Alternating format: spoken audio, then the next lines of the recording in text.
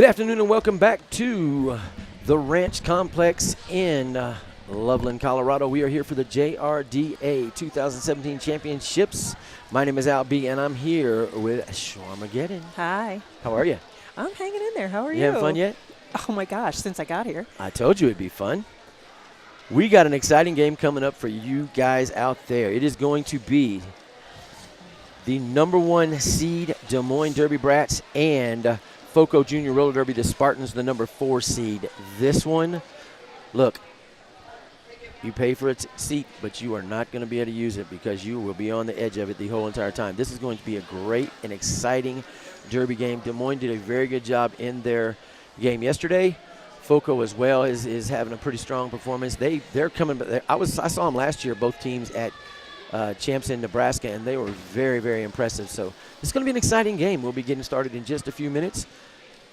Schwarmageddon has been rocking the house call the entire weekend. She is the one that you've been hearing out there that's been getting everybody fired up and excited. And she told me, for the record, she told me that she was not going to do stream today. It's true. She said, this weekend I am not going to do stream. But you know what? Nope. She did such a good game on the house. I'm all about taking people out of their comfort zone. And so here we go. But I promised her I'd be here with her. Yay. So that means she at least won't be the worst one on the mic because, well, that's my spot. No, it's not. I'm going to take it from you today. All right, we're going to be getting ready for some Derby action. I'm still looking for my Des Moines and FOCO rosters. Right there. No? No. We'll be fine. We'll just make it up as we go along, right? Raina. Tell me, you got rosters for this one?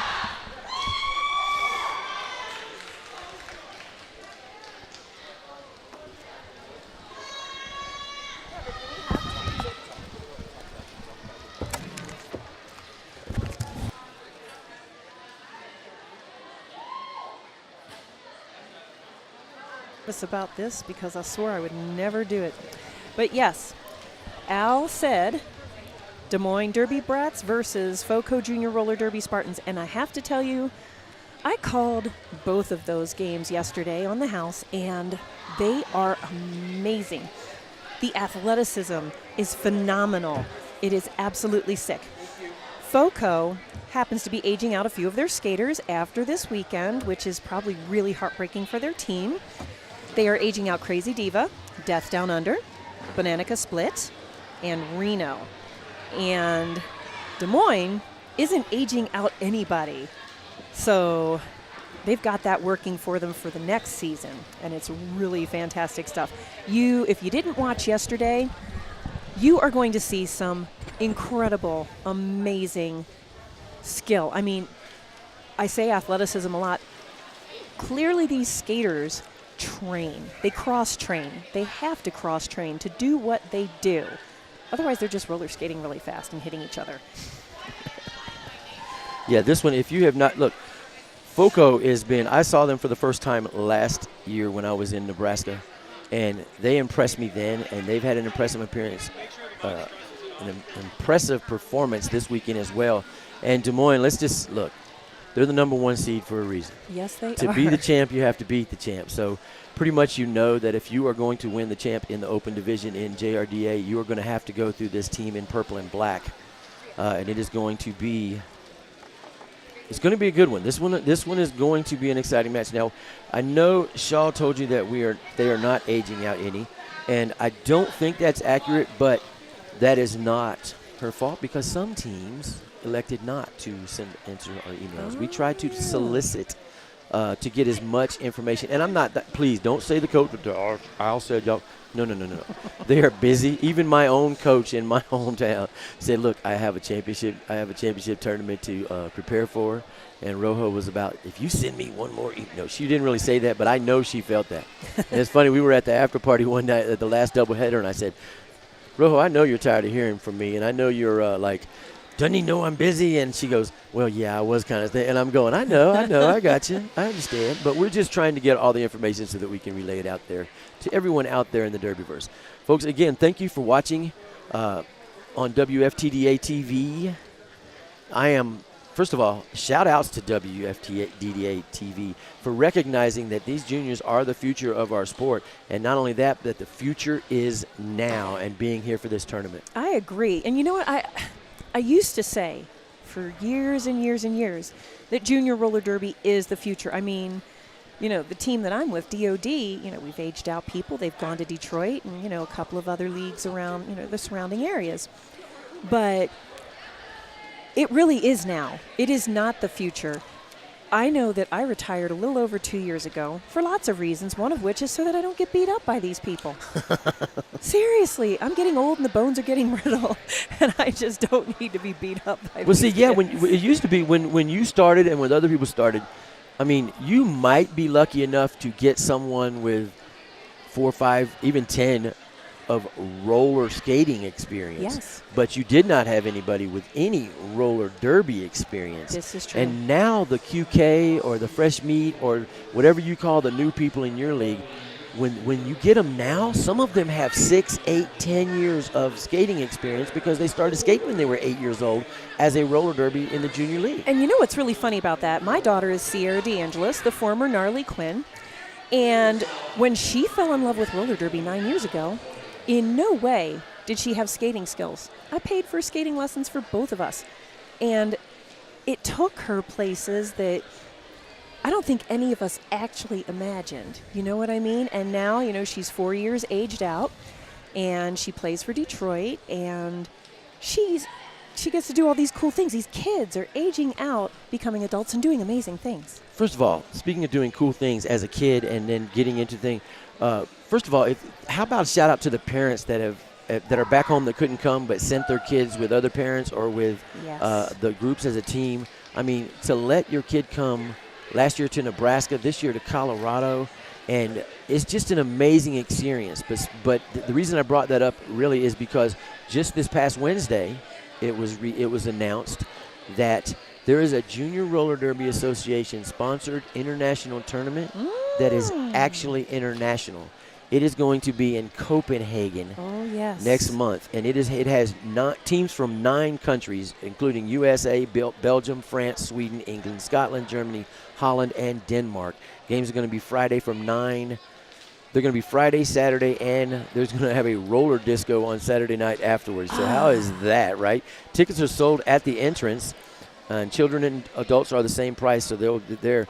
But more importantly, to those of you that are can't make it there, if you'll go to catrollerderby.com, that's www.catrollerderby.com for information, or facebook.com/catjuniorrollerderby. Get this, the streaming for this event will be free. Stop. Oh my gosh. This is awesome. an international junior roller derby tournament with the streaming. We will all be able to stream it even if we can't go. That's sweet. Isn't that amazing? That's a long way to go for roller derby. You know, and the Junior Roller Derby wanted to get involved with international tournaments for quite some time, and they've been back and forth and talking to them. And then once they started talking to them, we're like, hey, we would like to get involved in this. There was a tournament going on, and it's just going to make it bigger and better for everybody involved. And the goal is to keep growing the sport on an international level so that the Junior Derby just keeps getting bigger and bigger. It's just amazing what it's doing. It's enhancing the adult game. It's gonna. I mean, guys. The future is now. As these skaters age out, a lot of them will be the young men will be going to men's leagues. You know what? I have a feeling there'll be co-ed leagues all over the place soon because I love it. These kids are growing up in this open division and they're used to playing. They're used to playing, you know, together in mixed leagues. So I have a feeling we'll see a lot more mixed co-ed adult teams coming down the bend very soon. I think that's a fantastic thing, too. I know a lot of people, adult and junior, that absolutely love co-ed derby. And I know that when co-ed started coming about, parents, people in general were like, no, we can't let the boys play. They have to ref, blah, blah, blah. Why deny any kid the opportunity to play this sport in any given place in the world? Yeah, it's not. You do not have. First of all, just look at the female division. Mm-hmm. There are all body types in this sport can be successful. Yes. Everybody. And and once you're on skates and you have technique, somebody that is larger than others can get just as fast and do everything. It's just an amazing sport that is all inclusive, and I enjoy both sides of it. Both sides. I called the 10 o'clock game on the female side this morning. I have spent most of my time over here because I try to pair up the announcers with the leagues that they came with, so that you can actually, since you're going to volunteer with me for 10 hours, 3 days in a row, that you at least get to see the teams that you can't travel here with and don't have to wait for the DVD to come out. Yes, that's I will be right. getting that DVD just to, if nothing else, to be able to see all the clips of you yelling to the crowd. I don't know how exciting it really was for, to hear me, but I have to tell you, calling these games and seeing the things that I have seen this weekend, it just lights a fire inside of me. I mean, I'm 2 years retired. I'm probably You not. want to skate now, don't you? No, I'm good. I do not want to, like I said, I don't want to be beat up by any of these kids as they age out. But it lights a fire in you. I mean, how can you not love this sport? How can you not be supportive of the skaters in this sport? It's insane to not support. Yeah, it's an amazing sport, and there's so many talented people and just great individuals. I have met more just down-to-earth good people since I've been involved in roller derby. And most of the time when we do an event, whether it be for our home league or anything else, you wind up doing things that are good for the community and giving back to the community as a group. And that's just something I enjoy being part of. I know in Tampa we are always doing some kind of event for someone. And speaking, we talk about the growth of the sport and how good you were talking about not being hit by these juniors. Mm-hmm. Look, we have a lot of time. Our B and C teams and all our travel teams scrimmage often against the juniors, and there are some of them be like, "No, I don't think I want to do that," because juniors are fearless, they're reckless, and they're not afraid of being hurt. It's true. I mean, I wish that more adult teams would be open to scrimmaging with juniors. I think it's so important in the development of both sides. Not just scrimmaging, Playing. but I see a lot of leagues. Like, for example, there are announcers out there that I've talked to, hey, come call some junior roller derby, and there's, I don't want to call juniors. Y'all just don't know what you're missing. Junior derby is such an exciting sport. You're getting ready for the future of, it's just amazing to be involved with. And when, as a league, not just announcers, but as a league, I work with Tampa. We have the Wrecking Hall and Junior Roller Derby, even though it is Tampa Junior Roller Derby and Tampa Roller Derby. Junior Roller Derby and Tampa Juniors and Tampa Roller Derby is pretty much really one unit. The cross volunteering. I mean, you'll come to an adult game and you'll see the volunteers list full of juniors. You come to a junior game and you'll see Tampa Roller Derby. Look, they're coached by Lauren Kill and Rojo Grande. Yep. Derby legends. I mean, come on. Lauren Kill and Rojo Grande, as long as there's so many others. Leia Flatt, who is now in Ohio with Crooked River. Right on.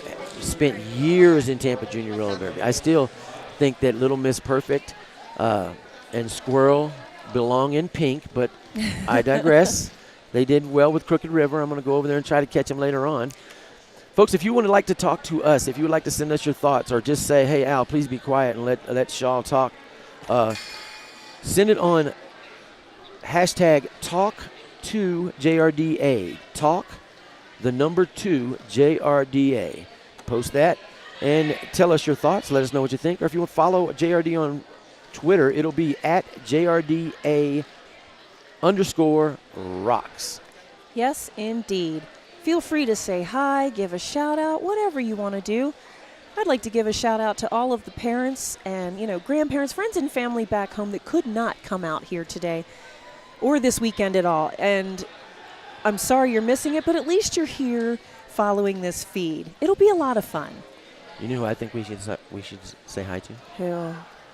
We have a mutual friend. We do. That we were both communicating with on Facebook earlier. Oh, yeah? Because when you were in Spring Break Swarm in Tampa, and we were hosting Spring Break Swarm, we met a team from Australia. Oh, my gosh. I love Little Adelaide. Love Hey, Mama you. B, how you doing? Love you all. Oh my gosh, they are some of the greatest people. Seriously, I remember joking with them about the size of their spiders. To them, they're itty bitty, and to me, I'm sorry, but if it's bigger than the palm of if it's bigger than my fingernail, it's not okay. Yeah. No offense to those who do love spiders, and I mean, more power to you, but I'm sorry. If it's bigger than my pinky nail, I can't do it. I don't know how y'all do it. I know a lot of y'all might be out there listening to us at a watch party, and if you do, how about winning some JRDA swag? All you got to do is take a picture, post it on social media with the hashtag JRDA Watch Party by the end of the day of the tournament tomorrow, and JRD is going to pick some folks to share some cool JRDA swag with. So maybe Mama B and everybody in Australia can post a picture of their party and hashtag and get them some JRDA swag. What do you think? Do it. It'll be amazing. And we'll see these pictures too. So make them good. Absolutely. So, and also if you're out there listening, you know, wow, this Junior Willer, they got that international tournament coming up and all the things they got going on. If your league is not a part of JRDA yet, the JRDA is now offering membership registration structures based on each country's local currency rates. Basically what this means is JRDA membership is $200 for leagues outside of the U.S. That is $200 of that country's local currency, not $200 US. So if a league in Canada is in Canada, that is $200 Canadian. If it's a league in Australia, it's $200 Australian. Or if a team's in Mexico, well, you get it now. I got it. You get what I'm saying. So if your league is outside of the United States, please contact tech@juniorrollerderby.org for your country's currency code before completing your membership application and registration. But be in there. Get in the JRD now before we get so big that we become full of ourselves. And no, I'm just kidding. No, I don't. You know, I hope we never become elitist. Seriously, we're too punk for that. We're too amazing for that. So, you know. I know. I'm just being silly. That's okay. You know, I totally get it, though. But, yeah, please join. We need more members. I mean, not that I actually work for the JRDA. Me neither. But I do believe. This week. We do this week. Yeah, and I do believe in what they do. You know, it's nice to have a governing body that is looking out for the best interests of the skaters. You know, the safety, the well-being, you know, what have you. It's fantastic. Please, please, please support your local Junior Roller Derby League and the JRDA. Folks, we normally wouldn't have been talking this long to you before the game, but they put us on at 2 minutes until game time, typically, and we did that, and they had us start talking, and then all of a sudden, we weren't here anymore. I know, and it's like, hey, could we get this show on the road because I want to see some awesome derby. There was an issue happening that I have no clue what it is, and if and when it is something that us and the rest of the Derbyverse needs to know, then we will know. They will send us the information, and then when they do, seeing how Shawarmageddon and I are both people that just love to talk about whatever we hear, we will certainly fill you with that information. We will spread the knowledge because that's how we do. Knowledge is power. Schoolhouse Rock says so. Dude, Schoolhouse Rock. I love Schoolhouse Rock. That's the greatest thing ever. Seriously. All my communications to the announce team, I tried to throw in Schoolhouse Rocks because you started that again. I know I did. At Spring Break Swarm, we were doing the whole school rock. Conjunction, junction. I remember you came up to me and you said, wait, did you just use a Schoolhouse Rock reference? And I was like, yeah, I did. That's the only reason she's here. She won my heart at Spring Break Swarm when she said something about Schoolhouse Rock. I love Schoolhouse Rock. Isn't it great? Seriously, when my kids were little, I played it all the time. It's been around since I was itty bitty, and that, my friends, has been. See, they didn't have TVs when I was little bit itty bitty. That's not true. We had like a rock, and they drew pictures on the side of the cave. Mom and Dad just drew pictures on the side of the cave. No, I mean, I'm lucky I got to see those awesome vintage consoles that are now an arm and a leg in all of the antique shops.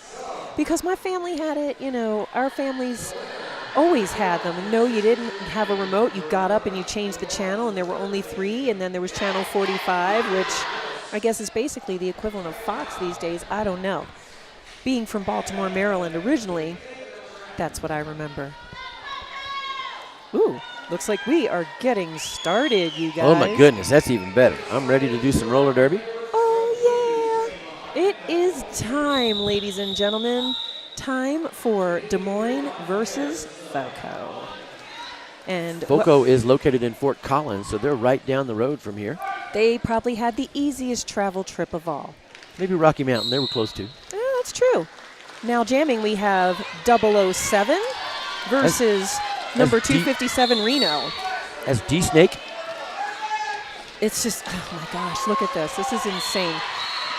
And it is not FOCO, my apologies, Des Moines. Yeah, D-Snake got lead jam, but Reno, Reno is one of those that really impressed me, and starting after Nationals last year in Nebraska, I kind of started keeping an eye on him, and every time I see his name, your ears perk up because he's a name you want to listen for. He's a very talented individual. Yeah. Both of these teams are full of them. D-Snake for Des Moines, Kaboom, Killbilly, Technology, Little Rebel. Little Rebel's going to be joining us on the microphone in a little while. Awesome.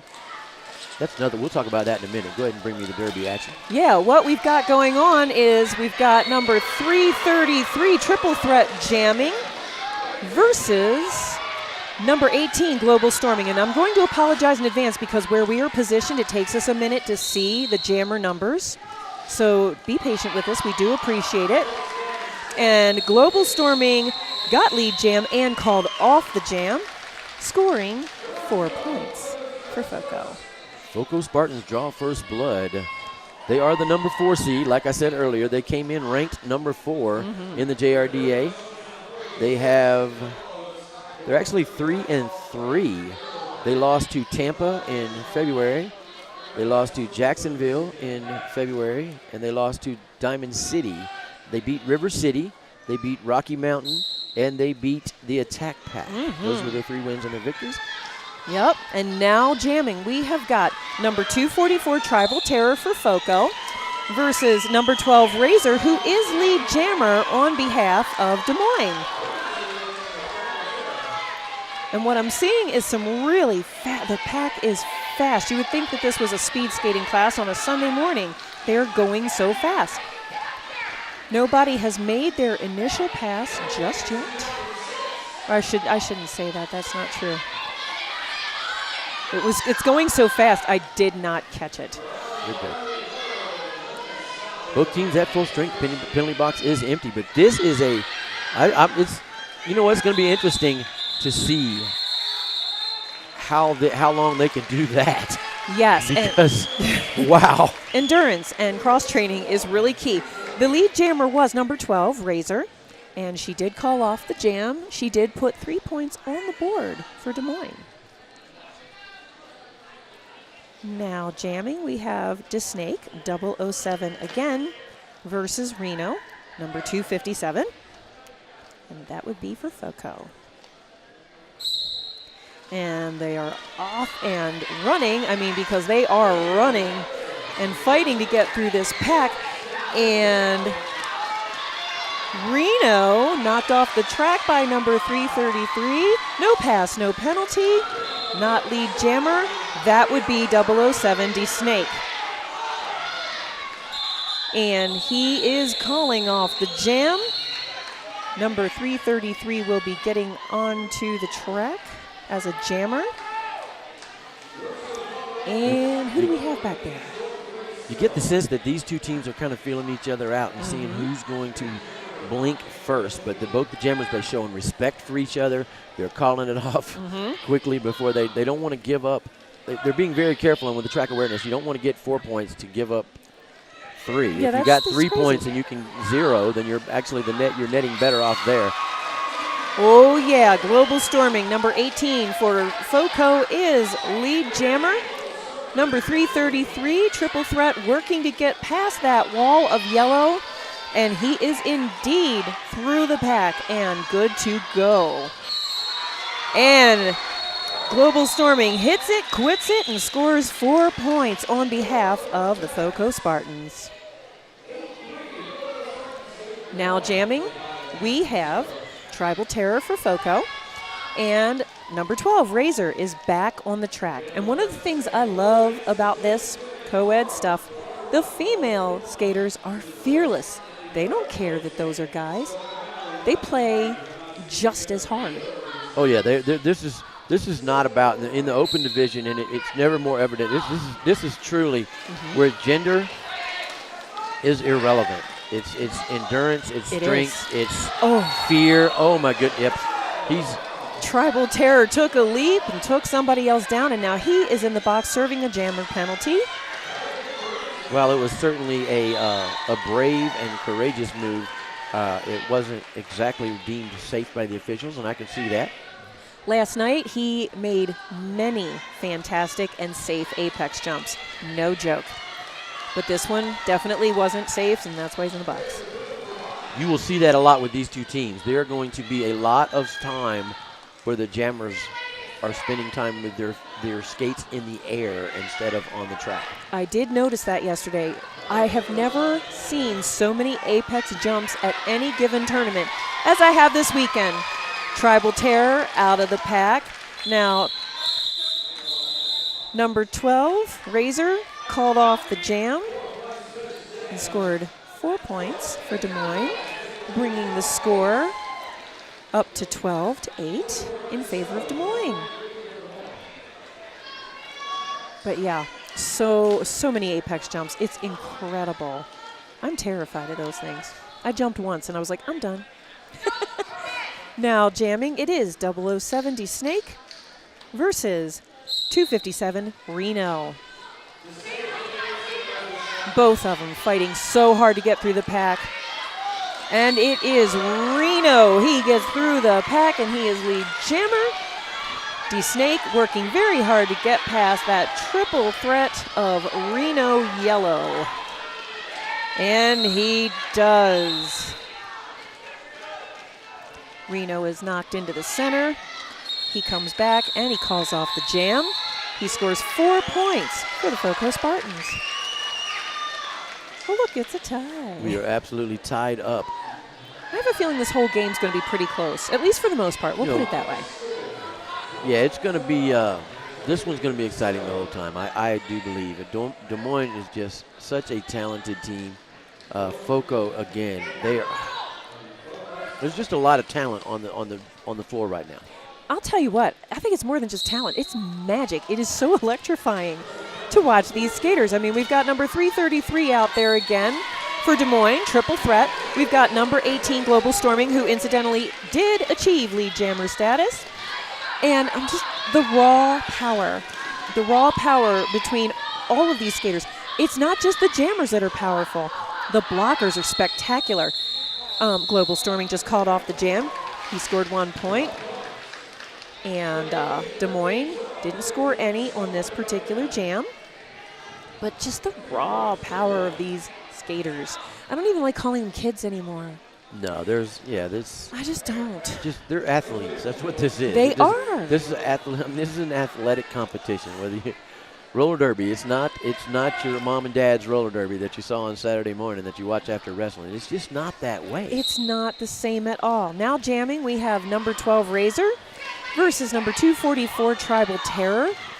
And, it isn't the same. When I was a kid, I didn't know of roller derby. I watched Bowling for Dollars every Saturday with my grandmother.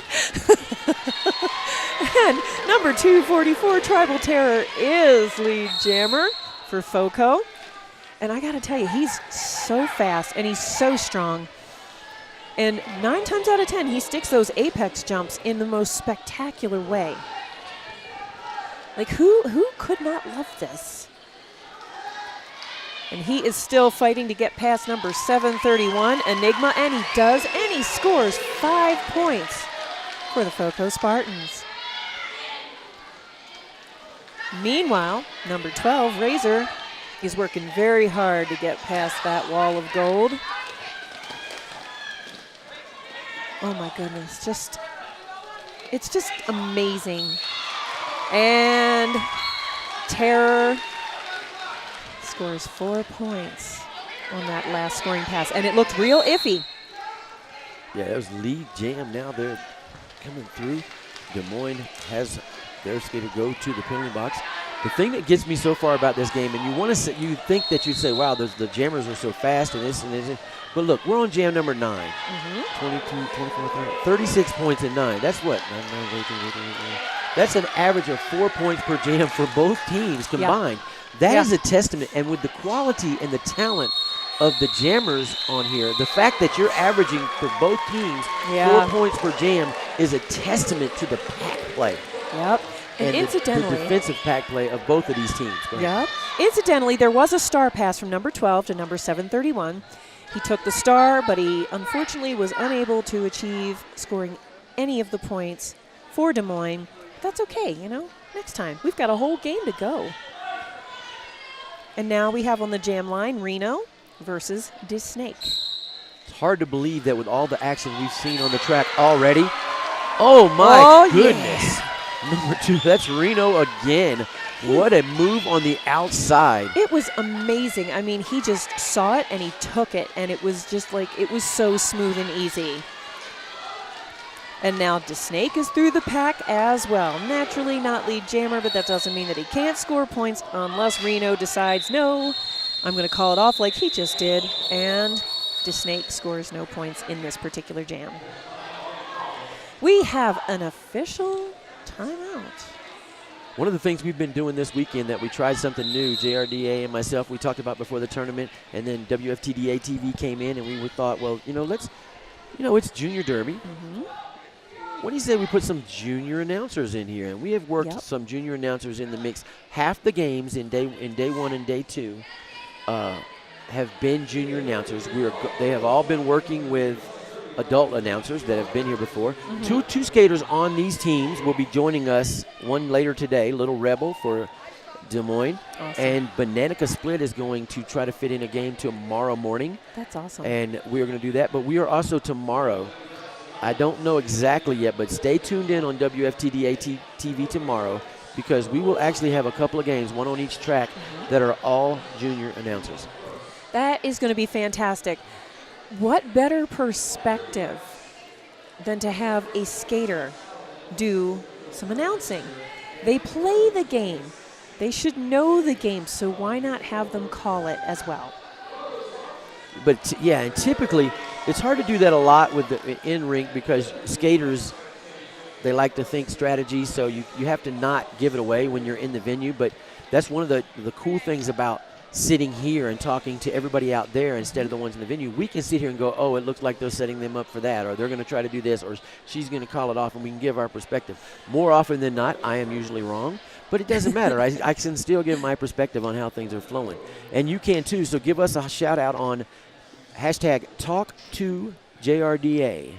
We will try to get you feedback as you send it to us. If you have a question for like if you want to know from Shawmageddon how in the world she puts up with me, you can ask her that. Or vice versa. Let's be fair. The 2 jammers waiting to jam are Triple Threat, number 333, and number 18, Global Storming.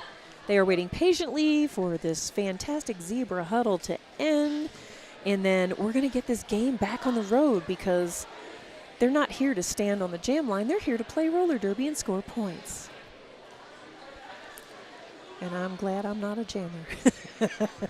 They are. These two, there's just 2 athletic teams. It's just, they're amazing. I'm just...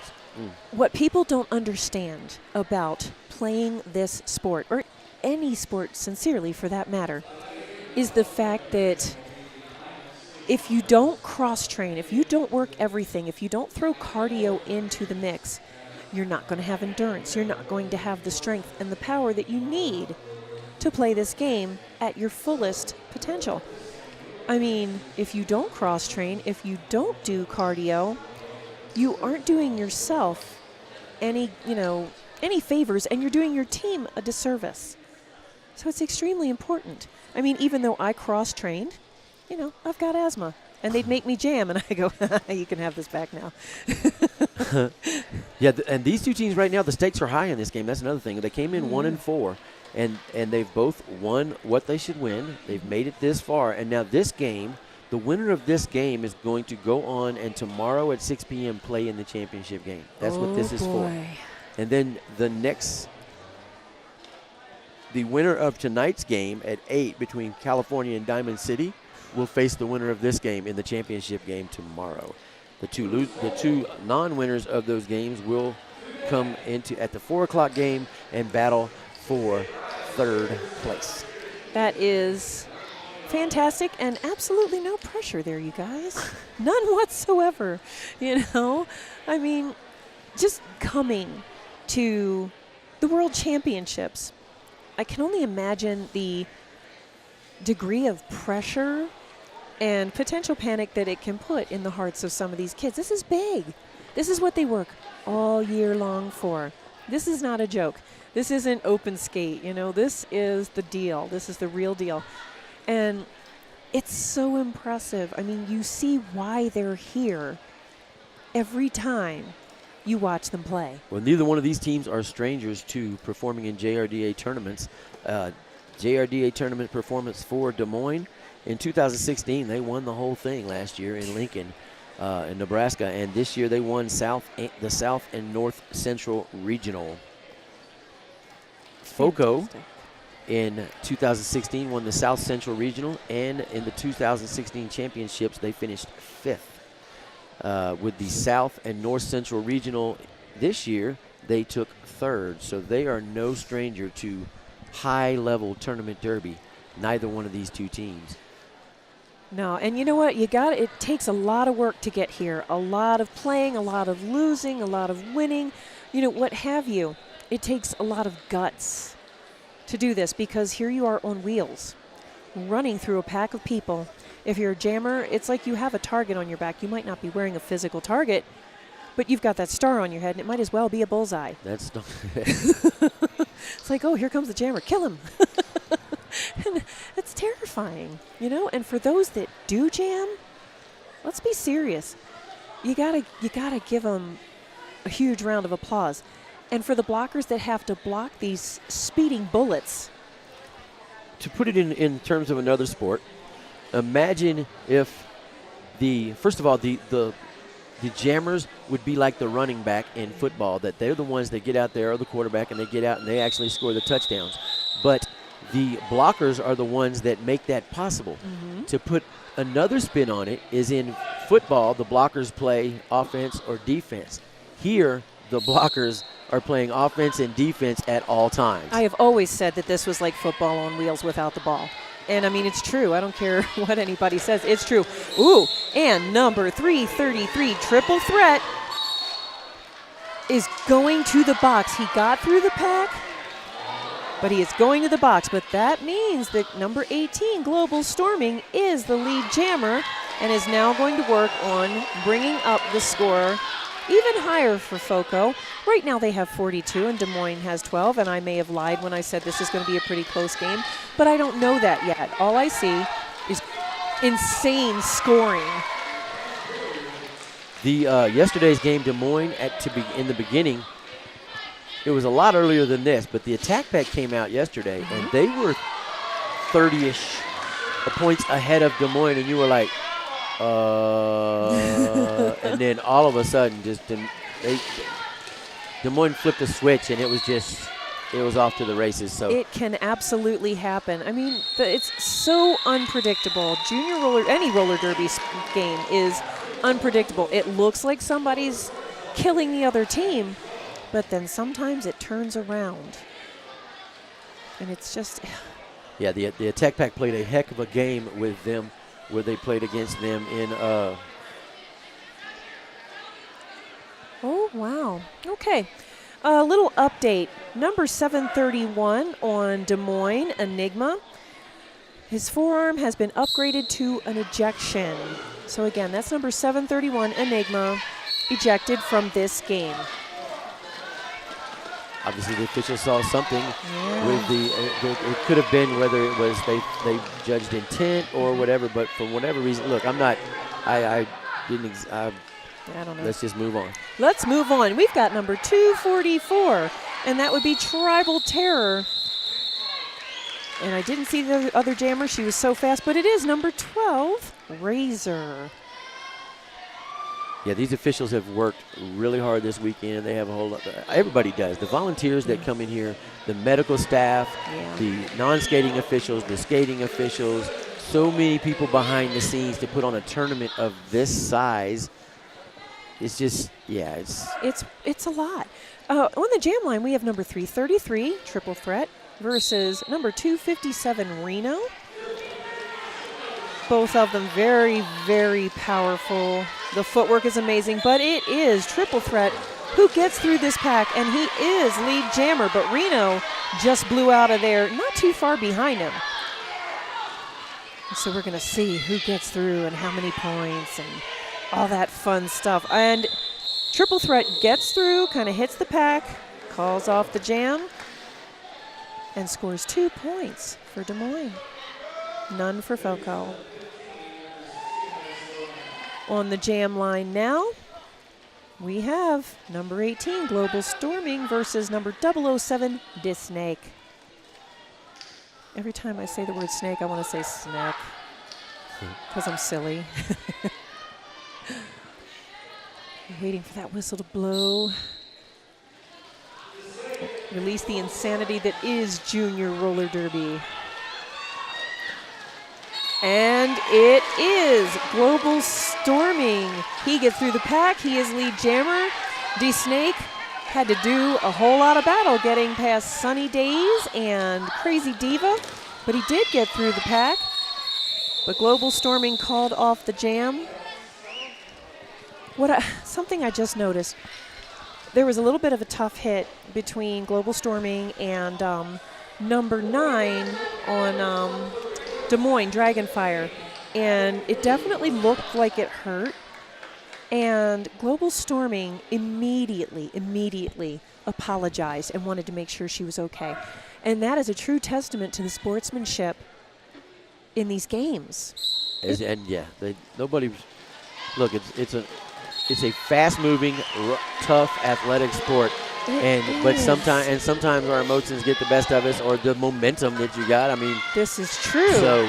But the sportsmanship that comes back along with it is just amazing, isn't it? Speaking of momentum, oh my goodness.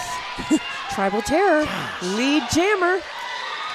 Triple Threat trying so hard to get through that pack. His blockers are doing their very best. The blocking, the defense that both teams are displaying. Oh, so good.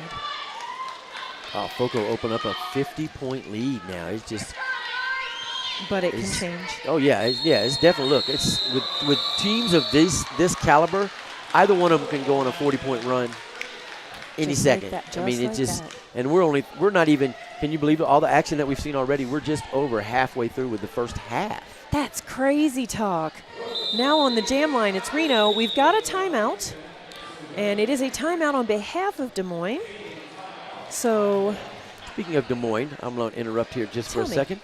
Shout out to Justin Credible. Justin Credible is the announcer for Des Moines, and it just so happened I met him last year in Lincoln when he and I were cemented to these two very chairs for 5 straight days doing the the champs in Lincoln, and then turned right around back to back with the Olympics. So it was, and we did not have we were talking about how short staffed we were as announcers yesterday, and today's a little bit better, but we didn't have near as many as we had last year. It was Justin and I on one track, and Scott Chicken and I believe Screaming Mimi on the other track, and we just pretty much stayed there until Daryl Payne came over and gave us a break, and that was.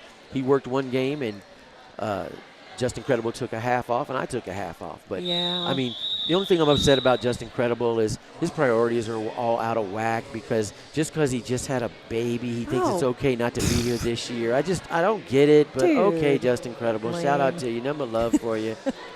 Just because you had a baby doesn't mean you can shirk your responsibilities with roller derby. I don't even know you. On the jam line, we have Reno versus the Snake. Getting ready to be released in 5 seconds. It's always so dramatic when they do 5 seconds. I'm waiting for some Michael Jackson moves. Meanwhile, the jam has begun. And the question is, who's getting through first? It is number 007 Snake. But no joke, Reno is on him. He's not looking for a piggyback ride, and they are hitting each other. Wow. Reno came in for the hit, forcing Snake to call off the jam. Nobody scored any points on this jam, But let's see what happens on the next one. Look how fast they were still going. It's not like they slowed down to brace themselves to Nope. make contact safely so that they wouldn't do it at a high speed. They're literally Nope. bumping along the road. It's like NASCAR on 8 wheels. Oh, it's just so much speed and raw power, and you just stand there and you go, okay, I don't want to die today. And now we have a new jam, and I'm waiting to be able to see who the jammers actually are, so I do apologize. Des Moines' jammer is number 12, Razor. FOCO's jammer looks like 988, I Gnarly. Our Gnarly has had a couple of very impressive seasons. She had great championships in Lincoln, and now she's back here this year. That's beautiful. And lead jammer is Razor for Des Moines. And there is a nice, triple threat over there. And I don't mean the skater triple threat. I mean the wall of gold that is pretty much preventing her from getting through that pack. Just waiting to see. And I Gnarly does get through. We're waiting to see if, Razor makes it through that wall of gold. It's always important to help your jammer, but you also have to block the other one from getting through. It's hard. You're doing like 3-4 things at once sometimes. Like we said earlier, they're playing offense and defense at the same time. All at once. You have to block and get your jammer open so that they can score points, but you also have to be in position to defend and keep the other jammer from scoring points. That is the truth. All right, let's see. Who do we have jamming now? We have DeSnake versus Global Storming. Two familiar names that you're used to saying already. And it is Global Storming that got through the pack. He seems to be traditionally lead jammer. Like, very rarely do I ever see him not get lead. And he just blows through and he shimmies and he shakes his way through the pack. And he's just so tall and so lean that it just seems easy. Not to say that it wouldn't be for anybody else, but he makes it look effortless. That's number 306, Little Rebel, going to the penalty box.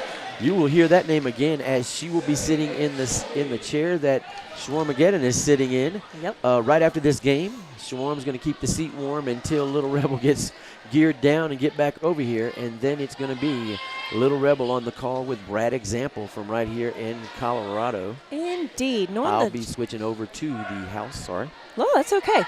Two familiar faces on the jam line are Razor and Tribal Terror. Razor for Des Moines, Tribal Terror for FOCO. Both very effective skaters, but it is Tribal Terror that gets through the pack, but apparently he's going to the box for a cutting of the track, which means that Razor is lead jammer because she got through it legally. For those that wonder who gets lead jammer, how they get lead jammer, and why, that's why. You have to get through the pack first and legally. And so it is an all-about derby power jam for Razor and Des Moines. And for those back home in Michigan, little shout out to All About Derby, because we love them. And Razor calls off the jam. Number 333 will be going out for Des Moines. That is Triple Threat. And it will be an All About Derby power jam to start for him because Tribal Terror is in the box.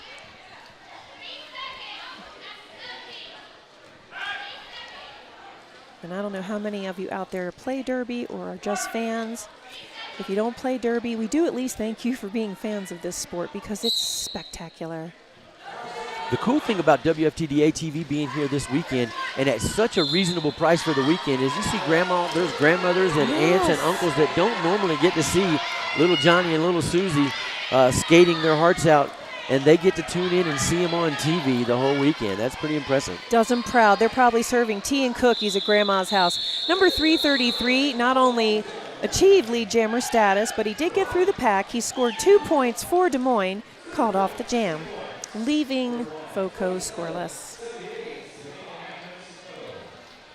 Now on the jam line we have Reno. Reno's number is 257 versus 007 DeSnake. And sometimes I've seen this weekend the old pivot line. One of our cars at home has an Occupy the Pivot Line bumper sticker because, back in the day, I remember the pivot line. There's a whole lot of physical awesomeness, and Reno achieves lead jammer status. DeSnake does get through the pack. He's not lead jammer. Reno still going strong, hits it and quits it, and he scores 4 points for FOCO.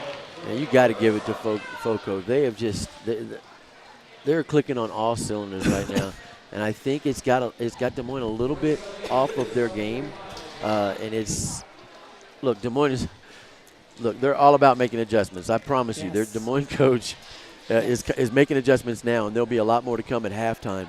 But it's getting to the point. I mean, you're looking at 55 points now. Right now, but that can change. But my point is, props to FOCO. Oh, yeah. Because this is the #1 team, the #1 seed, and defending champion that you're out here putting a 55 spot up on with still 7 minutes left to go in the first half. Yeah, and I mean, speaking of FOCO, global storming, lead jammer for FOCO again, So that's amazing and awesome. And, he's just scoring points effortlessly. I mean, I'm sure it's effort on his end, but on our end, we're watching him, and he's just so smooth and so fast, and you're just like, how do you do it? But he is lead jammer. He is scoring points. Whoa. Almost took number 23 out. Got through the pack, scored 5 more points. And he's still going strong. The jam's only 2 minutes, but I bet if he could go for 6 minutes and 32 seconds, he would.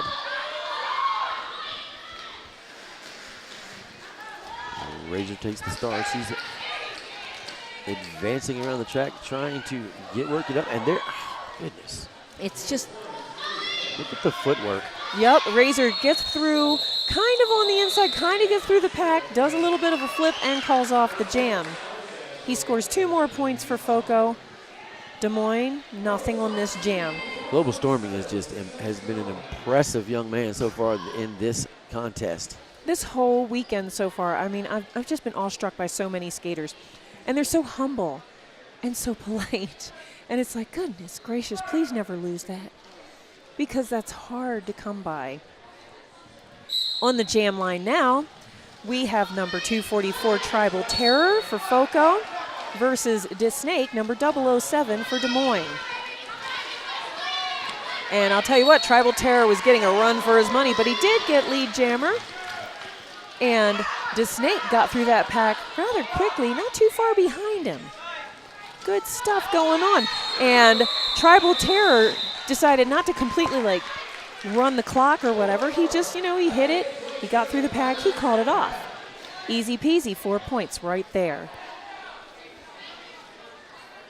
Impressive show, and now FOCO is about to hit the century mark. 98-27, and I'll be honest with you, I did not see this coming. It's, with Des Moines being the #1 seed, you don't necessarily expect it. But when you are involved with roller derby, you learn to expect the unexpected on a regular basis. Meanwhile, we've got Reno jamming for FOCO, and he is knocked into the center. We also have Triple Threat jamming for Des Moines, and he is working very hard to get past Baby and, the rest of the crew. They are all working so hard. Reno gets through, and he is lead jammer. And Triple Threat gets right past on the outside, the inside of the outside line. And Reno hits the pack and calls it off, scoring 4 more points for FOCO. They have exceeded the century mark. Des Moines has 27. And we have a timeout for Des Moines. So we'd like to take a moment to remind you, though, don't forget to do #talk2 JRDA, and, say hi to us. We're kind of lonely over here in this corner with our headsets on. It's just me and Big Al, So we'd love to hear from you, and we hope that you're enjoying it, and we wish you were here, to be honest. I mean, if you were here, oh my gosh. This is certainly the place to be, and if you can also check out the JRDA on Twitter at JRDA_rocks. Go on and do that. And if you are having a watch party, you want to do something really cool and win some JRDA swag, take a picture of you and all your clan at your watch party. Post it on social media at hashtag JRDA watch party before the end of this tournament, and we at JRDA will hook somebody up with some cool JRDA swag. Swag is always good. Extra points if you have Schwarmageddon or myself on the TV screen at the time behind you in your picture, just because, hey. It'll be fun. Oh, look, cookies and chips delivered right to my seat. Somebody's been to Subway, clearly. Stop it. Thanks, Daryl B. Payne. You are amazing. Where's my sandwich? Oh, he bought you the combo, but he ate the sandwich on the way back. That's not even fair. The whistle's blowing. Meanwhile, Global Storming is jamming against number 12 Razor. And all I got was chips and a cookie. That needs to be a T-shirt. I sent Daryl Payne to Subway to get me a combo, and all I got was chips and a cookie. Chips and a cookie, and Global Storming is lead jammer. So we got that. But Razor has gotten through the pack. And we have number 080, Bananica Split, who crawled off the track, and I'm not sure. I hope she's okay. She's back on the track. But it looks like, she was just trying to avoid a track cut. On the jam line now, number 244, Tribal Terror versus 007, this snake. I wonder if it's because he likes snakes and he lives in Des Moines. You know what I mean? Does that make sense? You know what? I don't know. We need to ask. You have a research project to do. Okay, I can get nosy. I will get the answers to the important questions. The whistle is blown, and they are off and ready to go. And it is number 244, Tribal Terror, your lead jammer. The snake is going to the box, so this is an all-about derby power jam for FOCO. And I'm not sure why the snake was sent to the box. I did not see it, but I'm sure you did. I mean, it's so much to see. And Tribal Terror is still going. He's holding his mouth, so I hope he's okay. Doesn't really slow him down, though, it seems. He just keeps on going. No Blood on the Flat Track. Incidentally, a very good documentary. I own it. I think I own 2 copies for some ungodly reason. DeSnake back on the track. He was hit by number 71, Sunny Days, and he just spun around and took it like a champ. Still got one Des Moines skater in the penalty box, and now a FOCO skater joins. That is number 28. Deaf Down Under? I think I read that wrong. I don't know. On the jam line, we do have number 12, Razor, versus number 257, Reno. It is 26, Death Down Under. You are correct. Yep. What do I win? My undying gratitude and love. Oh, yay. Would you like a bag of chips and a cookie? Nope, I'm good, thanks. Meanwhile, they are working real hard. DeSnake edging Reno off the track. Reno making a little bit of a hop to achieve lead jammer status. Not just according to his jam ref, but according to the actual rules. And those rules are real important. And he's still going strong. Number 28, Deaf Down Under, back on the track after leaving the box. 007, DeSnake in the box, but not for long. Reno just ran through there and scored 5 more points for FOCO. Got some recycling of number 12, Razor. And now Razor's got to work to get past Hippie and Deaf Down Under and Baby. It's kind of a triple threat on blocking there. Seriously, they are very, very strong blockers. FOCO is just really I didn't expect it. I certainly expected FOCO to hold their own. And I expected it to be a lot closer than it is here in this first half.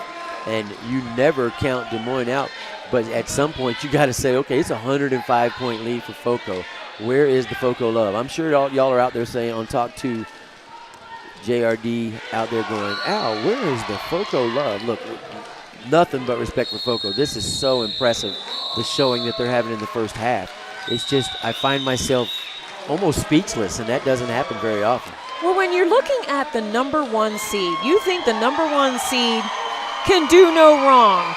Never say die, just like the Goonies, right? I mean, Des Moines probably right now saying never say die. They still have a chance. This happened fast. This is a half an hour. Look, this is one half, and it's just like we say, it's a game of momentum. There is nothing saying that Des Moines can't come here and put together 2 or 3 good 30-point runs, and they're right back in this.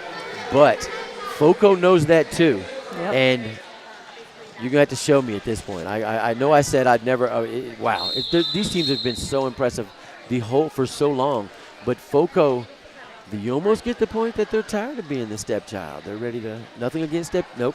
Stepchildren are great. No offense to the stepchildren nope, of the not world. at all. I was just, that was my kids are stepchildren. Please don't. But yeah, we're going to be an exciting, regardless, this is going to be an exciting second half of action. We thank you guys. Make sure you come back out for the second half right here on WFTDA TV. We'll see you shortly. All right, we're back and better than ever. Well, we're back anyway. Better than ever is questionable. Hey, I want to throw a shout out to Floppy Joe of IJRD and his family because I totally adore them. So, hi guys. But we are back. You're allowed to do that. I needed to. It was important. Absolutely. You can do that. You're allowed. Anyway, welcome back for the second half of the FOCO Des Moines game. The teams have switched tracks, so now FOCO is over here right by us, and you can hear them chanting, getting ready to play.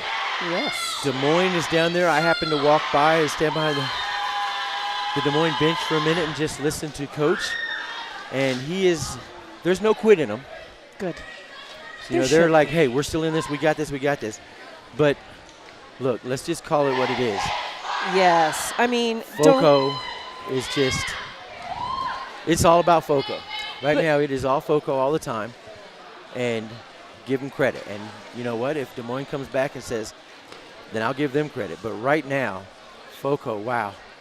Everybody expected FOCO to come in here and this to be a really close but a good game. I thought it was going to be close. To be honest, I expected, after seeing both teams play yesterday, I truly expected excessive lead changes throughout the entire game. So I'm stunned, and I'm able to admit when I'm wrong. It's the story of my life. Dude, you don't even know. But it's true. I mean, you look at the number 1 seed and you think, okay, man, they're going to come in here and they are going to pound the pavement and they're going to do their thing and they're going to swallow souls. But sometimes things change for whatever reason. You know, they might not be in sync or whatever. But we're going to get back to the Derby action. We have Reno versus Disnake. I just love saying that name for some ungodly reason. On the jam line, waiting for that whistle to be blown. Well, the officials are still in some kind of meeting. I don't know what they're doing at this point. The officials aren't ready to start yet. They're not. So we'll just keep talking. But those of you out there in the Derbyverse, please go to girlsontrack.org and check out them. They're a great organization. Girls on Track, they're one of the sponsors here, and they're set up here in the venue. Mm-hmm. And they do a lot with – they're a big part of what the JRDA thought process and the brand and how JRDA feels about things. So please go check out girlsontrack.org. Yes. Oh, there's your shot in. Womp, womp, womp, womp, womp. Blah, blah, blah. Talk Derby to me. We're showing some of the great T-shirts here in the venue. Go check them out. Out there on the screen. Blocker in training. Yeah, this booth is called Gold Medal Ideas. And they've got glittery vinyl so that you can have your name and number in glitter. All you got to say is glitter to Shermageddon is, what? Glitter? Did you say glitter? Glitter. Oh, my gosh, you don't even know. All right, we're back. We're getting ready to start the Derby action into the second half as we go back again for the number 4 ranked FOCO Spartans against the number 1 ranked Des Moines. And right now it's all FOCO all the time. And Reno, number 257, goes out and starts off just where they left off. Yes, indeed. And DeSnake gets through the pack backwards, I might add, which is impressive. He is not lead jammer. But if Reno lets him score points, which he did not, he would have. Probably backwards, just the way he started. On the jam line now for Des Moines, we have number 333, Triple Threat, versus number 18, Global Storming. You know, they're so tall. I mean, I realize they've got skates on, but walking by them, they're so tall. Yeah, this is definitely...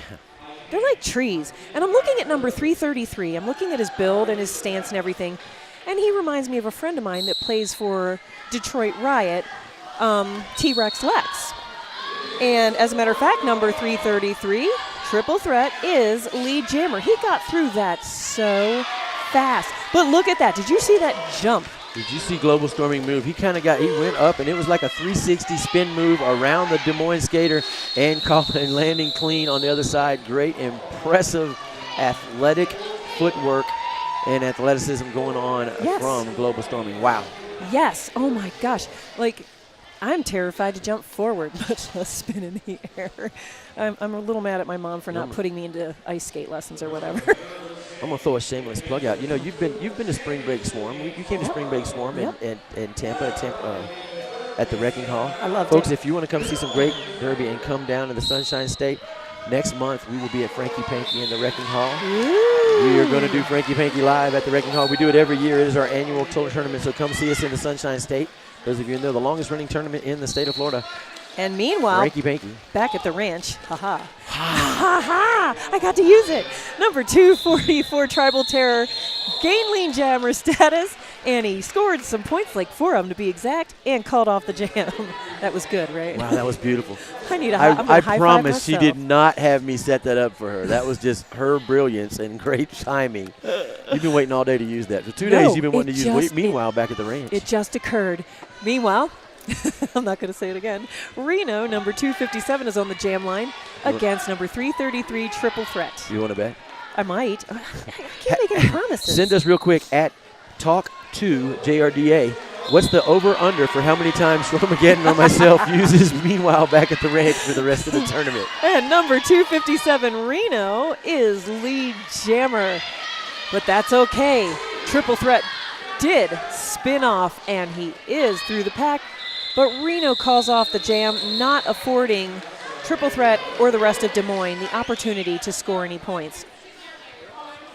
And it's just, you know, you can kind of see the look of frustration on their faces, but you got to believe. You just got to believe. You know, I think that everybody can do it. They have not quit. Nope, they have not. They're still in it. Thank you. I love it. They're still in it. But I'm at the point now where FOCO is just, everything they do is working. You know, a lot of times there's so much stuff that you try and hey, this is a good idea. Everything they're doing right now is working. And to the number 1 team in the country, in the world, in JRDA, the number 1 seed in this tournament, and that's DeSnake getting out lead jam for Des Moines. That's right, because number 18, Global Storming, is in the box. Now, I did not see what Global Storming did, but he is in the box for it because the refs deemed it important. It is necessary. But that's okay. He'll be back. Meanwhile, DeSnake has scored 5 points for Des Moines. Bananica Split just skated right here in front of us on her circle way out, and we will see her tomorrow up here in the booth. She'll be doing a little bit of roller derby announcing with us. That's going to be some exciting stuff. It has been really exciting to get the juniors involved in calling this. We'll have a junior coming up in the next game, Brad Example and Lil Rebel. It's so important that the juniors actually participate in the announcing portion, not just playing and reffing. And speaking of playing, this is an all-about derby power jam for Des Moines and number 333, Triple Threat, because, well, now it's no longer a power jam. Triple Threat is lead jammer, but Global Storming is back in the pack and out of the box. And he has gotten through the pack, spinning around on 1 foot, as seems to be the norm for him. Like, he can do just about anything on 1 foot. It's incredible. And triple threat calls off the jam. And they both scored 4 points for their teams, and there's a whole bunch of smiles and high fives going on. Wow. The Des Moines jammer, D-Snake, saw him coming and called it off, but he took the inside lane and just went airborne, came across, landed it, and by the time it was called off, he had scored 4 points as well. That is unbelievably athletic and just skating brilliance going on by FOCO and Global Storming. And now jamming for FOCO is Tribal Terror versus Des Moines D-Snake. And Tribal Terror is lead jammer. And DeSnake is pushing against number 201, Baby. His goal to get through that pack and score some points for his people. Meanwhile, we have Tribal Terror going to the box for a track cut. I will never understand why we're now saying cut track. I am old school. It is track cut. Makes sense to me. Me and my dyslexic brain just don't like cut track. Meanwhile, it is an all-about derby power jam for Des Moines and D-Snake. The pack is not moving at the present time. Sunny Day's rejoining her crew. It consists of Baby and Crazy Diva. And I would mention the other one if I could see her derby name. Darn ponytails. And we have one Des Moines skater going to the box, and we do have Tribal Terror back on the track.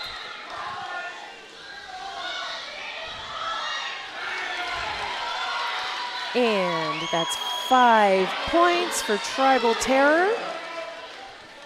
There is no lead jammer for the simple fact that the lead jammer did go to the box. You lose lead jammer. It's not like you get to keep it. It's not a gift. You're just borrowing it. Does that make sense? Absolutely. I think it makes sense. You know, it's like when somebody gives you a cookie, they're not giving it to you. You're borrowing it. And okay, well, now it doesn't. Nope. It made sense the first time. No, trust me, it made sense to me. Tribal Terror, in one of his signature moves, literally ducks under skaters' arms and gets past them. It's like you'd think that they'd see it coming, but they don't. And it's something that he does on a regular basis. Coach Mark from Des Moines has something he wants to discuss with officials. He's out there talking. He's got something to say. FOCO coaches just saying, hey, chill, you got this. Everything's under control. And I'm the kind of person that never believes for a second that anybody's truly got this, because you just never know. I realize there are less than 22 minutes left in this game. And speaking of this game, Reno. Oh, my. Holy moly. Ran through that pack on his toe stops. Did a little leap. He is lead jammer. And triple threat working to get past that wall. Death, number 28, Hippie. That's a hard wall to get past. Those ladies are strong blockers. So strong. 5 points for FOCO. And triple threat is through the pack. The jam is called off. No points for Des Moines, but there are 4 points for FOCO. But don't stop believing. I know it's a cheesy Journey song, but I love it. I do. I think I'm the only one in my house that likes Journey, but whatever. Meanwhile, on the jam line, we have 007, and that would be DeSnake. And then we also have number 18, Global Storming, and we have an official timeout. I think they're all official in some way. I mean, who would call a timeout for no reason? Explain that to me. Folks, coming up next, right after this, you will see River City and Tampa facing up right here in game number 10 on track number 1. That one's going to be an exciting one. And after that, you will see, I don't even know who won the game number 8. Who was it? Did Mob City win or did Reservoir Dogs? It was Mob City, I think. I tried to watch some of it, but I was being pulled in so many different directions by people asking questions like I'm running this show. I'm accustomed to helping run tournaments, but this is not mine. I understand that. Anyway, it will be Tampa and River City coming up at 4 o'clock. At 6 o'clock, it's going to be the Attack Pack. And I think Mob City, but if I'm wrong, I will apologize to the Reservoir Dogs later. And then at 8 o'clock, the bout that will decide who plays, the winner of this one, Diamond City and the California Mayhem. Ooh. What a bout that is going to be. I will be sitting at trackside watching that, I promise you. And part of me wishes that I was going to be here after the DOD game on the other side on track 2. But I want to do some sightseeing. I mean, there are mountains. I've never in my life seen mountains other than in pictures. I need to go there. You're allowed. You can go do that. That's why we tried to have – yesterday we were a little bit shorter handed than we are today, so everybody we were all here all day. But I tried to give everybody a little bit lighter of a day today because tomorrow we're going to be back to the grind. And thank you for that, Big Daddy. I gotcha. On the jam line, we do have 007. That is DeSnake for Des Moines versus number 18, Global Storming for FOCO. And they're just patiently waiting for the outcome of this timeout and so that they can get back to skating because that's what they're here for. And what's really cool is I'm watching them and they're both they're smiling and they're laughing and they're talking to each other like old friends and not like rivals, or opponents. And I think that's the way it needs to be everywhere in this sport. And I do mean everywhere. Everywhere. And now the whistle has been blown, and it is Global Storming. Easy peasy, lemon squeezy. He made a fantastic 360, got through that pack, and he is lead jammer. DeSnake working very hard to get past the FOCO blockers, and he does indeed. I mean, they put him to work, for sure. Meanwhile, Global Storming has scored 4 points for FOCO. DeSnake, oh, that was fantastic. He just kind of whipped around off the back of one of his teammates and scored 4 points for Des Moines. Both of them. Right now, Sonny Days, the captain of the FOCO Spartans, is in the penalty box.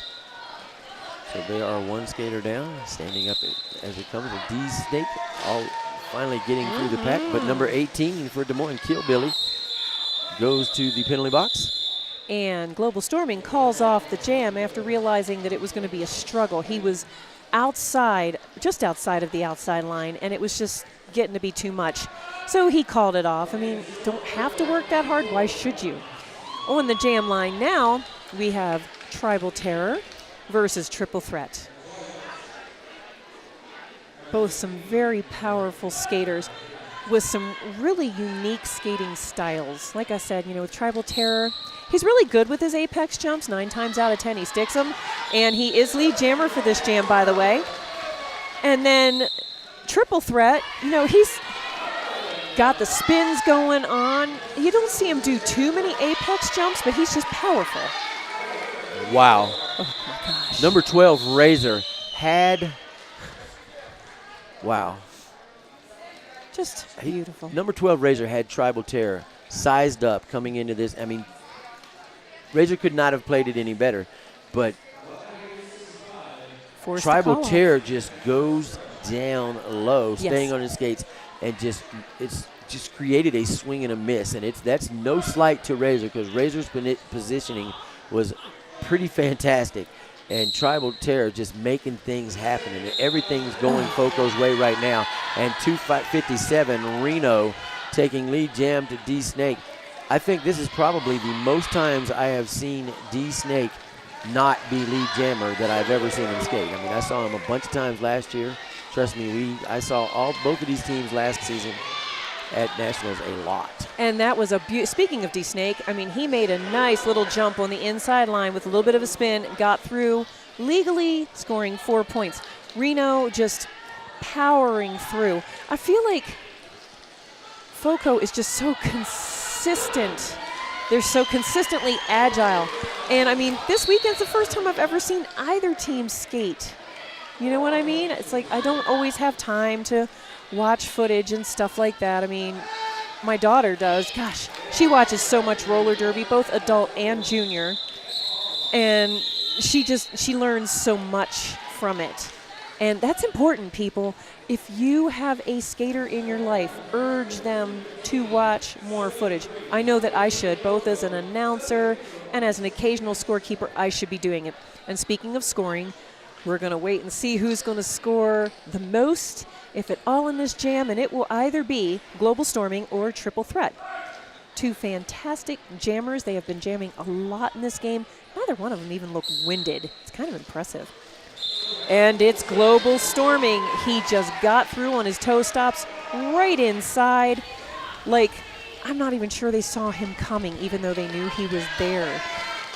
Meanwhile, Triple Threat doing some juking, working very hard to push through, and he's really smart about not attaching himself to the inside or the outside line. It drives me insane to see skaters go for the edges, because you're going to end up being knocked out on a regular basis if you don't stop doing that. But, I mean, some people, maybe not so much, but on the regular, I see skaters constantly being knocked out and recycled because they just keep going to the edge too often. Meanwhile, a fantastic, not quite totally stuck apex jump on behalf of Global Storming. He did fall, he did slide, but he did fine. He went back in the back like he should, and he called off the jam just now. I don't think he's even breaking a sweat. Like, none of these kids look sweaty to me. It is now 228 to 81, and FOCO is just really just, they're certainly hitting on all cylinders now. It's certainly going to be interesting to see how the rest of everything plays out. But this is, first of all, we're about 15 minutes from being only halfway through with the weekend. So I know, we've got a right? lot of derby left to be played going on. But you're already thinking, oh no, it's half over. What are we going to do? I don't know. Give you something to think about. It'll be a long drive home, but it'll be pretty, and I don't care. Meanwhile, we have Tribal Terror versus DeSnake, and DeSnake just got lead jammer. So that is wonderful for Des Moines. Meanwhile, Tribal Terror is trying, oh, craziness, let me tell you what. Meanwhile, Razor's going to the box for a forearm. Tribal Terror, not lead jammer, but DeSnake sure is. And now he's going to do his best to boost up points or call off the jam like he did just now. But, hey, he got 3 points for Des Moines. Every little bit helps. On the jam line now, who do we have? We have Gnarly versus Triple Threat. Again, we do apologize because you can probably see who's jamming, but we are at the opposite end of the track. So we have to take a minute and actually really look really hard before. Well, we actually see what they're seeing. We just not as if we're not zoomed just right with the right positioning. But wow, look at the move on the back straightaway. Oh, and a big hit by number 2. Ooh. Wow. Gnarly got lead jammer, and she is flying. And it is an all-about derby power jam because Triple Threat is in the box. And that was a fantastic move on Gnarly. It's almost like it was a fake out. It was so good. That's 4 points more for FOCO. Technology, I believe. I did not see the actual signal, but I believe that was a high block. Yeah, I didn't see it either. I saw the block itself, and I was like, ooh, that looked like, and about the time she went to the bench, so I did not see the official signal, but I'm going to assume that's what it was. Gnarly being knocked into the center. And now it is up to her blockers to help her get through the pack. And they did just exactly what she needed so that she could score 5 more points. And Triple Threat is back in the pack and hopefully looking to gain some points for Des Moines. Gnarly getting through yet again, and that is 4 more points for FOCO. Triple Threat has stashed the star. That's so sneaky. I know, right? I've seen a lot of that this weekend. I'm just like, what? Faking them out. No points on that last scoring pass for either team. A lot of smiles on the FOCO bench. And actually, there are some smiles on the Des Moines bench, which is really, really important. Oh, my gosh. That is definitely important. No quit. Folks, don't forget to tell us what you think about the tournament.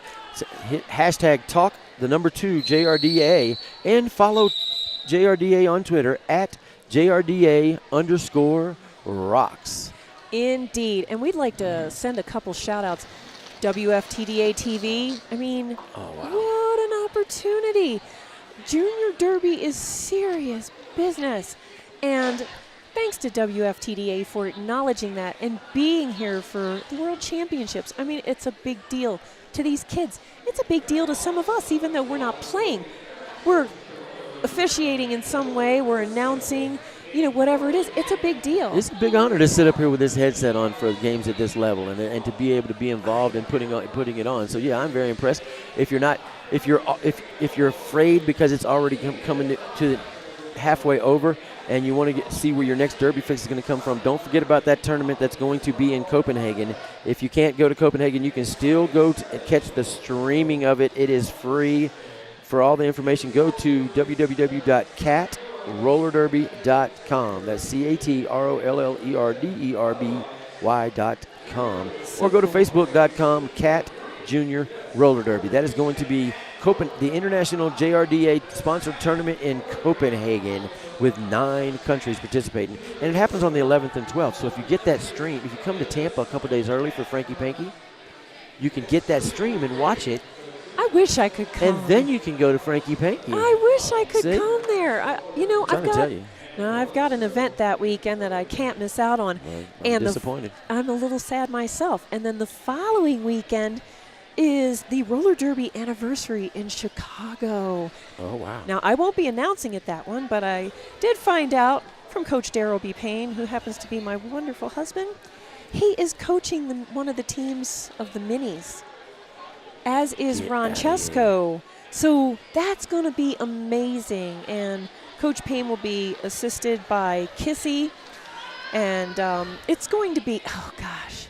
I better meet Jerry Seltzer. I have not, in all my years of roller derby, I have yet to meet the man. And I am really hoping to. I hope you hear me, Jerry. I hope you're watching. I hope you find me. I will not be announcing, and I will probably look like every other tattooed derby person in the crowd. But I'm looking for you. Now that we have time to do this, and we're giving shout-outs, I want to do shout-outs and much love to the Sea Sirens. That is the C team for Tampa Roller Derby. They are out off this weekend defending Tampa's honor and out skating, I believe, in South Carolina, but I've been out of the mix for all, my brain's turned to mush, but nothing. You know what? Fish, please. Shout out to the Sea Sirens. Nothing but love for y'all to go do Tampa proud, and we will see you when you get home. Yeah, and, thanks to everybody back home at the Great Skate taking care of the rest of DOD, the B team, the minis, the freshies. Thank you so much for making sure that they get their practices in. And thank you to the Great Skate for being the home of the Darlings of Destruction. Thank you to every single roller rink that has believed in junior or adult roller derby. Because there was a time when roller rinks were just like, nope, not doing it. No way, can't do it, not going to have it. And it was heartbreaking. But then there are those that thought about it and gave it a shot. And here we all are, So thank you to every single roller rink owner or manager. Thank you to every single Derby League founder that pushed and pushed and pushed to make it happen for their potential and prospective teams. Speaking of Derby League founders, I believe that would be where you fall into that category for DOD. I do believe true. You are the founder of DOD. I am so shout such out to a you. fool. Stop it. I woke up one Saturday morning and I looked at Coach Darryl B. Payne and I said, dude, we need a place for our daughter, Sierra, who at the time wanted to go by Gnarly Quinn, and she did for many years. And he looked at me like I was insane. But you did it. I did it. We did it. And we did it. He was partially right. We did it together. By the way. Please. Anyway. All right, we're going back to roller derby now before I get beat up. And it is Reno versus D-Snake jamming right now. And I have to tell you, the blocking lines are getting stronger and stronger and stronger because these teams are pushing harder and harder. And it is D-Snake. He is lead jammer for Des Moines. And he made it look easy, and I know it's not. Let's be serious. Meanwhile, Reno gets by on the inside. Clearly not lead jammer because D-Snake got that on her. So Reno is on the loose. Every time I say Reno and on the loose, I think Loverboy, Mike Reno. Seriously? Turn me loose. That was turn me loose. And the jam is called, and D-Snake scored 3 more points for Des Moines, bringing them up to 87. FOCO 242, as you can see on the screen. We appear to have another, and this is an official timeout. So Tribal Terror is going to patiently wait to jam, and it looks like Triple Threat is on deck to jam, even though he is not at the jam line, but he does have that helmet cover on, and he looks like he's good to go. So that's kind of cool. And look at these fine people in the crowd. Any of you out there watching this recognize any of your friends and family? Give them a shout out. Hashtag talk the number 2 JRDA. Give us a shout out. You know, we need love too. Let's be serious. I mean, we're getting a lot of Derby love. There is a ton of Derby love at the ranch. And the ranch is fabulous. Gosh, is this venue something? Oh my gosh. And when you go outside, all you see are mountains and you're just like, oh my goodness. I'm so happy to be here. Yeah, it's really nice outside. I mean, it's a lot. It's so much drier than I'm used to, because back home it'll be 85 and you walk outside and it's like a wall of moisture that you just walk into. But here, 85 is like it's a dry people heat. Are at the airport going. People are at the airport going. Oh, it's so hot here, and I'm going. You don't even know. Please. And the jam has begun, and the jammers that I said were jamming are jamming. It's Triple Threat and Tribal Terror. 2 amazing, fantastic jammers. And it is Triple Threat, ladies and gentlemen. Triple Threat for Des Moines is your lead jammer. Tribal Terror is right behind him. And I know I say this all the time, but, they kind of look like they're looking for a piggyback ride, but that's not what they're doing. Triple Threat calls off the jam. No points for FOCO, but there was one for Des Moines. I mean, how exciting is this, you guys? Let's think about it. I'm excited. Yeah, FOCO's going to be getting their way or getting set up as the game. You got to figure as it gets closer. I mean, look, anything can still happen, and I get it. But in my mind, until Des Moines starts showing me and changes my mind and changes my direction, FOCO right now, what they need to do is just keep skating the game they're playing, because this team will come back out in a hurry. But if they don't do what I'm doing and looking ahead, which is kind of what I do, because we look at what we're doing, look ahead at what we're going to be calling.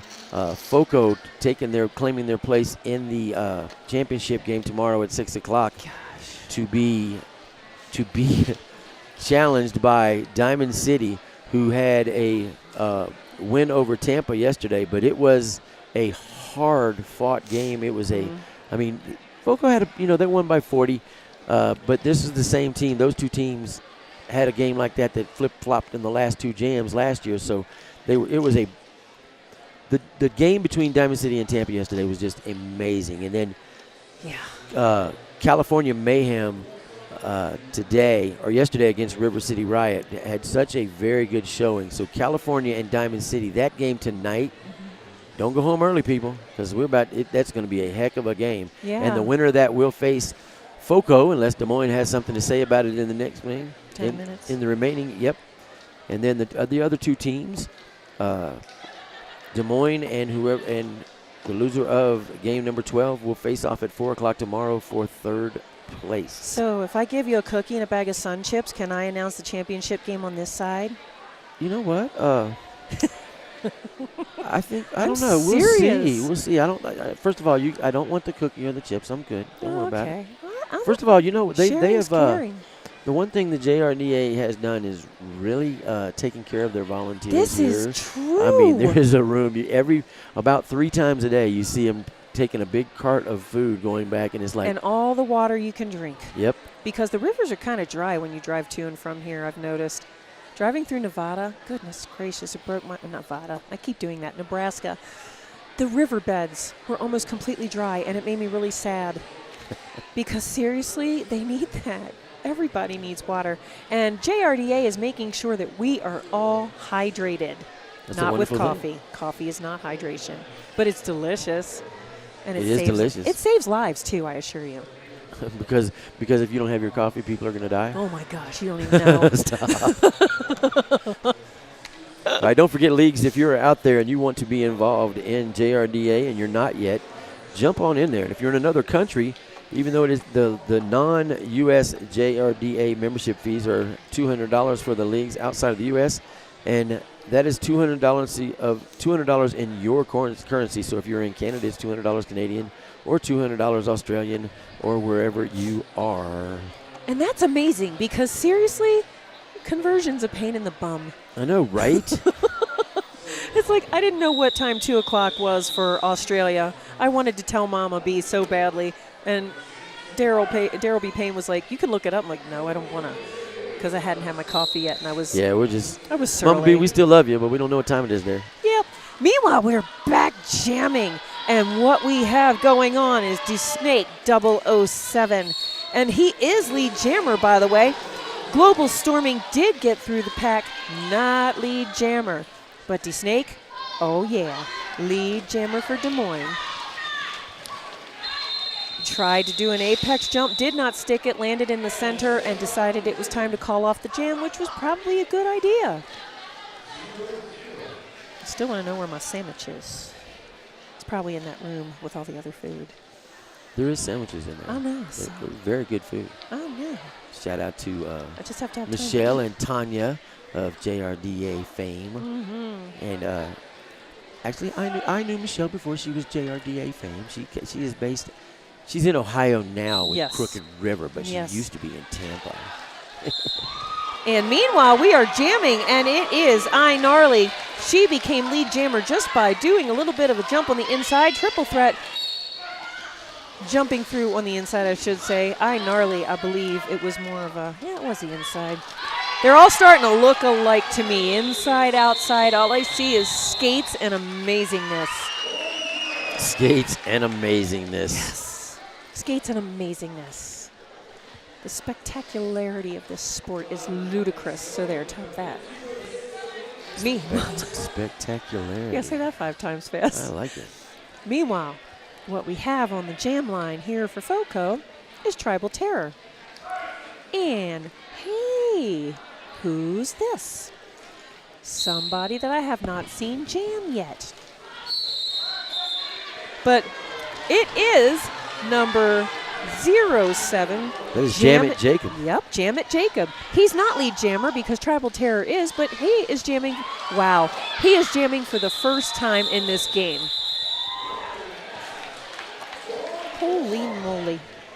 Tribal Terror likes that setting. He does. It's like he expands taller as he's approaching that little outside space that he's trying to squeeze himself into, and then at the last minute he just like shrinks under it and tries to go under people. High speed shoot the duck. Yeah, it's just amazing. Wow. It's incredible.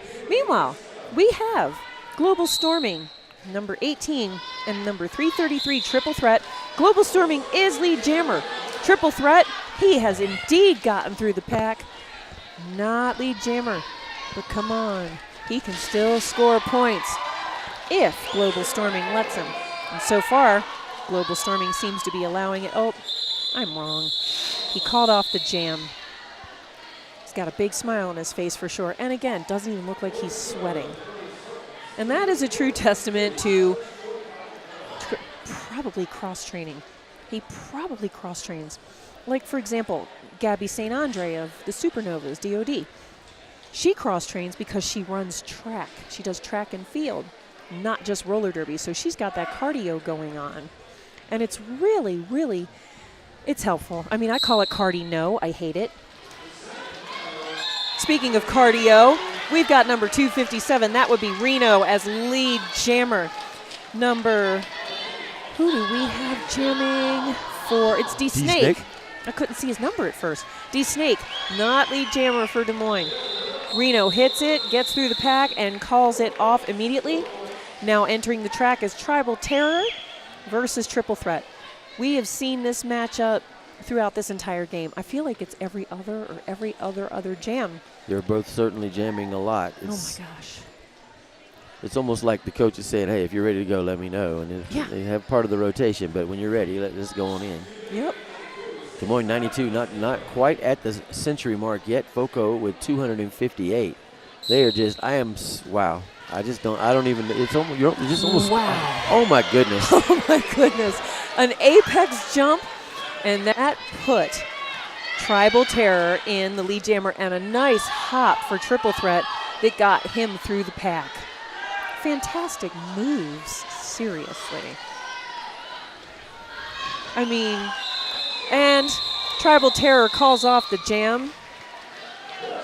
I mean, folks at home, if you're not impressed by what you're seeing, you're breaking my heart. Because I'm telling you, my heart is so happy right now watching this stuff. You know, these are people who their families believe in them, their coaches believe in them, and surely they must believe in themselves. And here they are. And, you know, speaking of believing, I believe that D-Snake is a fantastic skater, as is Global Storming, and they are both jamming.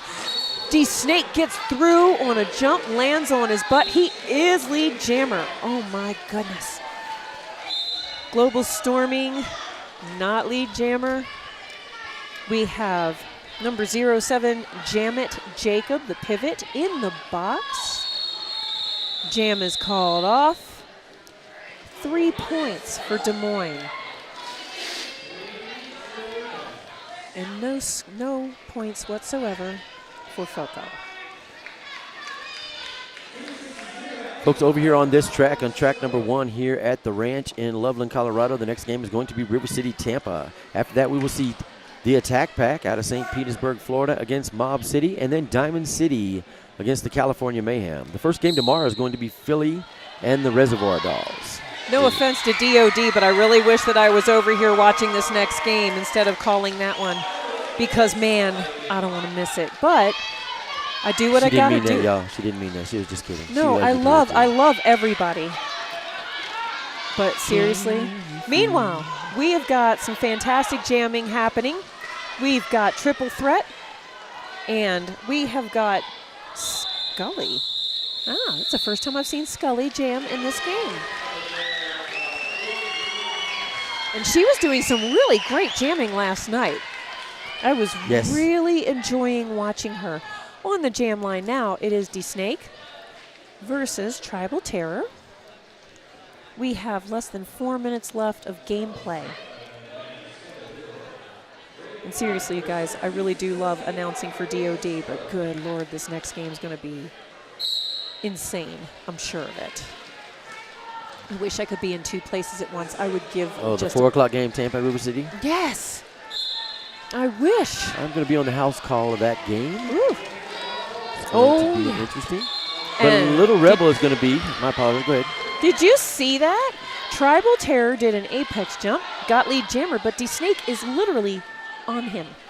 Like on him. He came through right behind him. D-Snake is a talented young man, like many of the skaters on this floor, and there is Tribal Terror. And Tribal Terror literally just jumping over a Des Moines skater. Like, some of these kids can just jump from standing. Me, I would need to take a flying leap, and I still wouldn't jump far. I ran the Warrior Dash with my daughter like I typically do almost every year. And jumping over the fire, I'm like, oh, please don't burn, please don't burn, please don't burn. Does mud catch fire? Please don't burn. It's so much fun, though. I mean, I don't run it. That's just ridiculous. She does make me run a little. Meanwhile, Tribal Terror scoring 4 points on that last scoring pass. The fabulous 007, otherwise known as D-Snake, working very, very hard to get past that wall of yellow, which has just been decreased because one FOCO skater is on her way to the box. And that would be number 8, A Breeze of Wind. Now, Tribal Terror scored 5 points on this last scoring pass. And I know it can't be the altitude affecting him because he lives in the vicinity. There you go. I have not noticed any effects. I mean, seriously, hasn't bothered me in the least. I'm kind of proud of it. I didn't really know what to expect, but I mean, we are sitting up here instead of, It's true. That said, I've probably ran back and forth between tracks more than I've ran in the last couple. I know. Seriously, I should have like 12,000 steps today alone. All right, that jam has ended, and we are back. We've got some handshaking between Triple Threat and Global Storming. I feel like they legitimately go hand in hand. Like if you're listening to a newscast, the triple threat is Global Storming and something else and something else. What you would be watching if you watch CNN, I don't know. But it is Global Storming. He jumped through, he got lead jammer. Triple threat not that far behind, to be honest. Both of them on par to score some points. Holy moly. A huge apex jump, seriously from corner to corner by Global Storming. Meanwhile, triple threat, a little bit of a hop, but it's all he needed to get past FOCO. And Global Storming getting through the track backwards, scoring 4 points.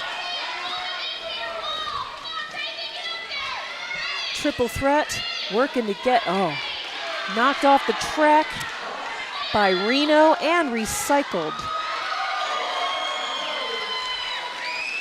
And then Global Storming, that is 5 more points for FOCO, bringing the score up to 301 for them. Des Moines did pass the century mark. They have 110 right now with, holy cow, is that 6 seconds left? Yes, it is.